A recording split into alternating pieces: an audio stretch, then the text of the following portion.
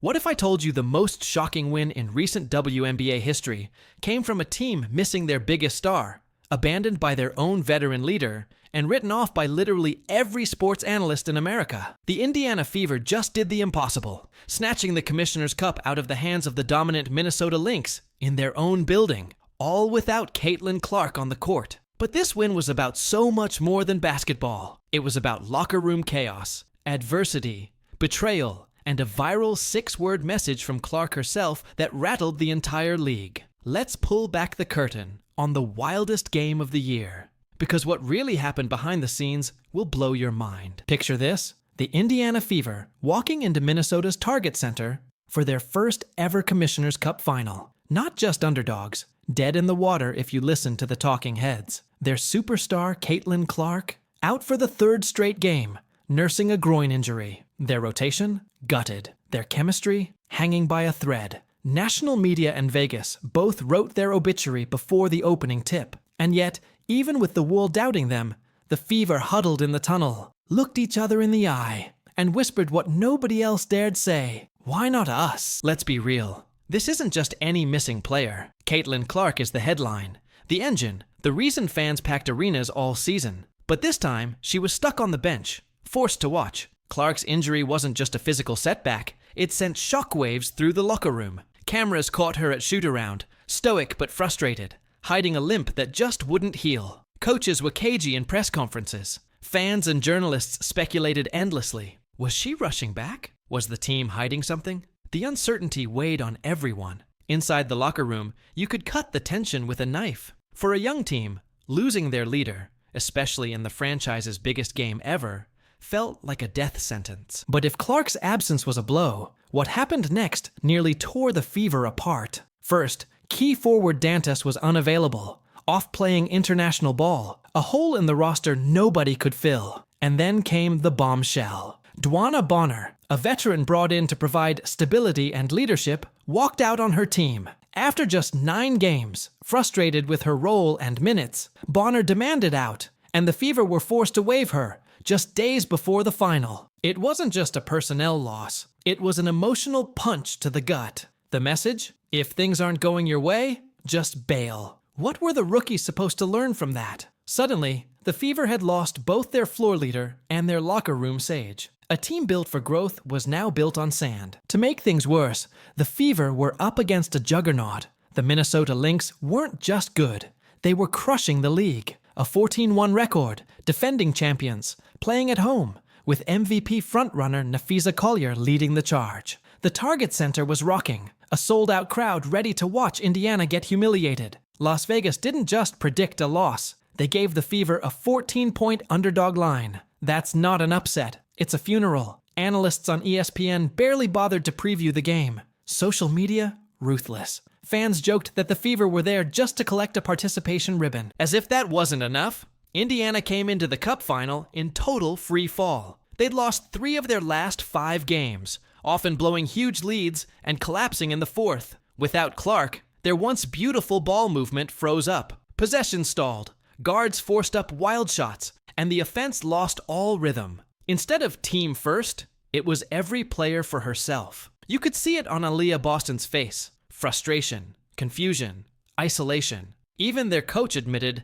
"We haven't really built the camaraderie and connectedness we need." This didn't sound like a championship team. It sounded like a squad about to implode. So, how did Indiana even hold it together? Coach Stephanie White called it a gut check game and told her team, "Pressure is a privilege." But those words only go so far when you're staring down the best team in the league in front of a hostile crowd. Players privately admitted, "Everybody is watching, waiting for us to fail." The Fever weren't just playing basketball. They were fighting for their identity, their dignity, and their future. And then, the game tipped off, and everything changed. The Indiana Fever, who'd looked lost and lifeless for weeks, came out like a team possessed. Ball movement snapped back. Energy surged. Every player played like they had something to prove. They weren't waiting for a savior. They became their own heroes. Minnesota expected a funeral. Indiana gave them a war. From the jump, Kelsey Mitchell put her stamp on the game.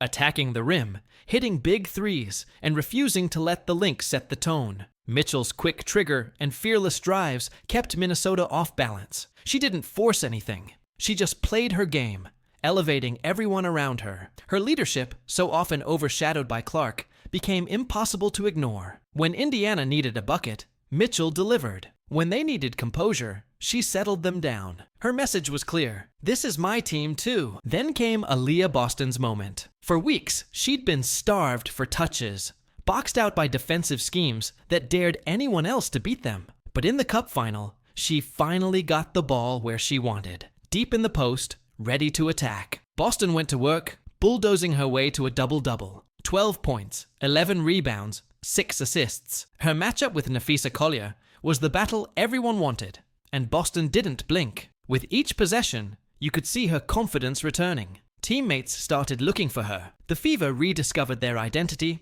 and it started with Boston in the paint. But the real game changer, Natasha Howard. If anyone doubted her ability to rise to the occasion, she erased all doubts in one night. Howard was everywhere, crashing the glass, swatting shots, locking down Collier on defense, and pouring in 16 points, 12 rebounds, 4 assists, and 2 steals. She hit clutch free throws, made game-changing steals, and seemed to be in 2 places at once. By the fourth quarter, the MVP chants started raining down. Howard showed the heart of a champion, leading by example when her team needed her most. And let's talk about the Fever's secret weapon, their bench. Sophie Cunningham came in with fire, knocking down 3 triples and racking up 13 points and 7 rebounds. Every time Minnesota threatened to make a run, Cunningham answered back, silencing the crowd. Lexi Hull and Ari McDonald, both doubted by critics, delivered huge minutes. McDonald, a new signing, poured in 12 points,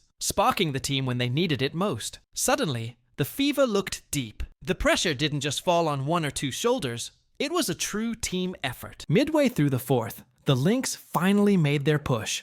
The target center exploded as Minnesota cut the deficit to just 7, and it felt like the Fever's dream run was about to end. But instead of folding, Indiana doubled down. Boston scored inside, McDonald added another basket, and just like that, the lead was back to double digits. The message was clear: we're not here for your party. We're here to ruin it. In those closing minutes, something incredible happened. The Fever, a team fractured by injury, drama, and doubt, started moving the ball with purpose. Crisp passes, open shots, suffocating defense. 5 players in double figures. Minnesota's offense? Smothered. Over the last 3 quarters, the Lynx managed just 39 points on 35% shooting, a testament to Indiana's collective will. For the first time in weeks, the Fever didn't look lost. They looked unbreakable. The closing minutes were a masterclass in composure. Indiana refused to let the moment get too big. They hit free throws, made smart passes,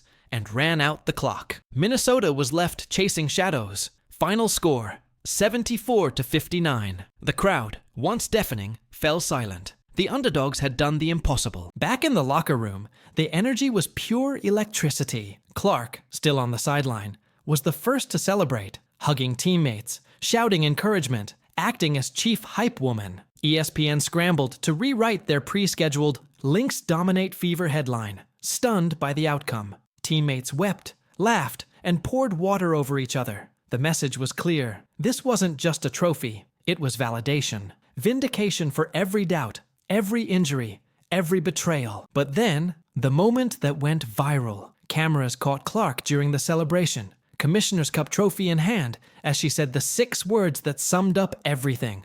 Guys, I just know everybody in the league is sick. Translation? The jealousy, the media narratives, the criticism. Clark put it all on blast. Her teammates burst out laughing. The locker room erupted, and fans online lost their minds. The Fever had not only won, they'd owned the narrative. Clark's message was a rallying cry. You can try to tear us down, but all you're doing is making us stronger. Indiana's win is about more than basketball. It's about overcoming adversity, silencing critics, and finding out who you really are when the world turns against you. The Fever didn't just survive, they thrived. When Clark comes back healthy, this team becomes terrifying. The league has been warned, and every doubter, every hater, every jealous rival They're officially on notice. So next time someone tells you the Indiana Fever are just a one-star show, remember this night. Remember the adversity, the betrayal, the media's laughter,